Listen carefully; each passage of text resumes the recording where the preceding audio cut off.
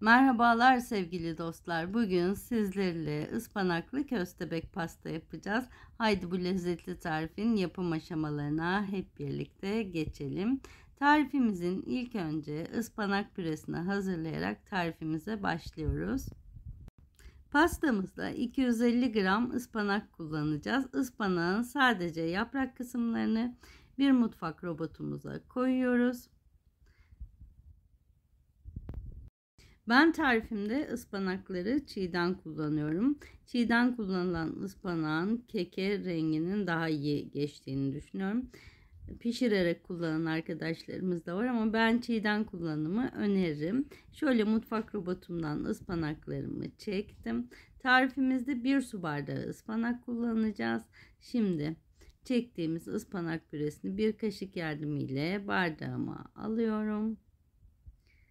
Ve artık yavaş yavaş tam 1 su bardağı ıspanak püresi elde etmiş olduk. Şimdi tarifimizin kremasını hazırlamaya geçiyoruz. Çünkü kremanın dolapta soğumasını istiyorum.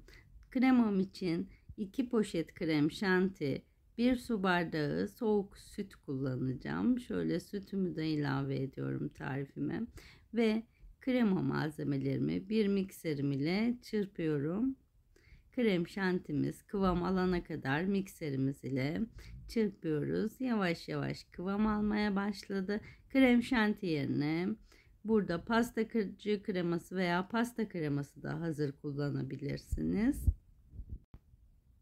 Ve krem şantimiz kıvam alıyor. Birazcık daha çırpıyorum şimdi mikserim ile. İyice istediğim kıvama geldi. Kremalarda ve şanti çırparken soğuk süt kullanmak çok önemli. Yoksa asla istediğiniz kıvama kremanız gelmez. Kremamız artık hazır. Kıvamını da göstereyim.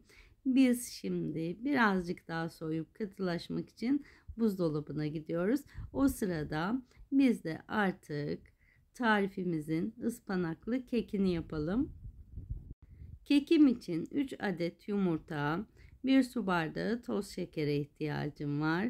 Yumurtalarım ile toz şekerimi iyice çırpıyorum. Yumurtalarım sarıdan açık sarı renk alıp üzeri köpük köpük olana kadar çırpıyorum.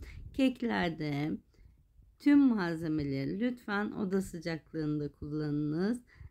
Artık istediğim kıvama gelmeye başladı. Şimdi sıvı malzemelerimi ilave ediyorum. Yarım çay bardağı sıvı yağ, bir çay bardağı da sütüm var tarifimde kullanmak için. Sıvı malzemelerimi de şöyle bir kez mikserim ile çırpıp 1 su bardağı ıspanak püremi tarifime ilave edip ıspanak püremle de kek malzemelerimi şöyle çırpıyorum. Püremin rengi artık yavaş yavaş kekimin hamuruna geçmeye başladı. Gördüğünüz üzere yeşilimsi olmaya başladı hamurumuz. Artık kekimizin katı malzemelerini ilave ediyoruz. 2 su bardağı un kullanıyorum tarifimde. 1 paket vanilya, 1 pakette hamur kabartma tozu ilave ederek bir spatula ile kekimin şöyle katı malzemeleriyle sıvı malzemelerini karıştırıyorum. Spatula ile karıştırma sebebim mikserimi tekrar kek hamurumun içerisine soktuğumda unların etrafı sıçılmasını istemiyorum. Önce o yüzden spatulam ile bir karıştırıp daha sonra mikserim ile çırptığımda gördüğünüz üzere herhangi bir un tanelerinde etrafa yayılma olmuyor.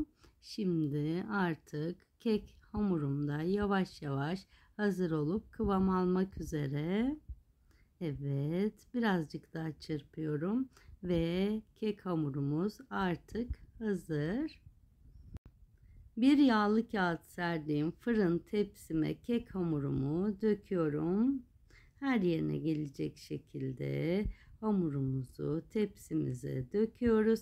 Bir spatulam yardımıyla şimdi hamurumun Her yerini şöyle düzeltiyorum. Eşit yükseklikte olmasını istiyorum kekimin. O yüzden spatulam ile yüzeyi şöylece bir düzeltiyorum. Şimdi biz artık fırına pişmeye gidiyoruz. Kekimiz 170 derece fırında 25 dakika pişecek. Ve biz piştik geldik. Şimdi oda sıcaklığına gelene kadar kekimiz soğuyacak. Soğuyan kekimizi bir bardağımız yardımıyla veya bir kalıp yardımıyla yuvarlak yuvarlak kesiyoruz. Şöyle bir tane daha keselim bardağımız yardımıyla. Ve kestiğimiz keklerimizi elimiz ile çıkartıyoruz. Şöyle siz değerli izleyenlerime pastamızın tabanını göstereyim. Ve şimdi keklerimi bir servis tabağıma alıyorum. Ve keklerin kenarlarından artan diğer kek parçalarını da bir mutfak robotuma alarak kekimin üzerinde kullanmak üzere mutfak robotumdan çekiyorum. Birazcık daha incelmesini istiyorum. Birazcık daha çekeceğim. Böyle Antep fıstığından birazcık daha büyük pirinç Antep fıstığı boyutunda olmasını istiyorum. Daha şık görünmesi için.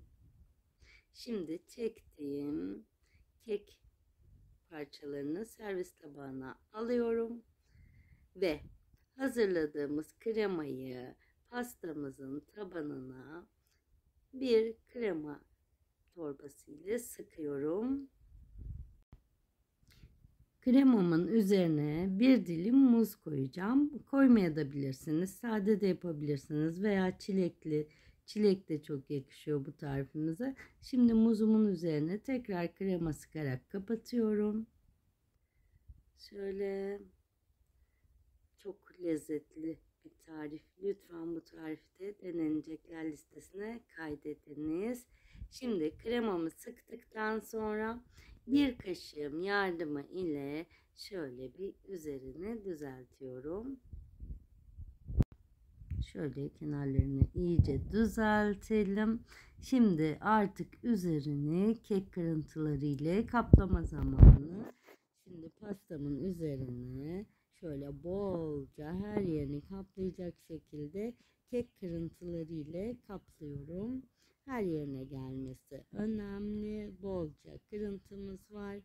Her yerine gelecek şekilde pastamızın şöyle yüzeyini kaplıyoruz. Ve köstebek pastamız hazır. Şimdi hazırladığımız pastamızı servis tabağımıza koyalım. Ve biz sizlerle haydi bir tane daha kaplayalım. Gerçekten çok lezzetli, çok pratik, çok ekonomik bir tarif. Görüntüsüyle de herkesi şaşırtan bir tarif. Evet, yine Antep fıstığı görünümde olan ıspanaklı kekim ile pastamın üst yüzeyini kaplıyorum ve servis tabağıma alıyorum. Ispanaklı köstebek pastamız servise hazır. Dilediğiniz şekerlemelerle, meyvelerle üzerine süsleyebilirsiniz. Ben böğürtlen kullandım. Şimdi şöyle size pastamı yakından da göstereyim ve artık haydi hep birlikte bir dilim keserek tadına bakalım.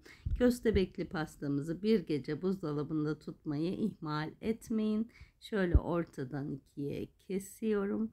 Siz sevgili isteyenlerime de iç dokusunu göstermek istiyorum. Şöyle köstebekli pastamızın içi de dışı da şahane. Bir sonraki lezzetli tarifte görüşmek üzere. Sevgiyle kalın. Hoşça kalın.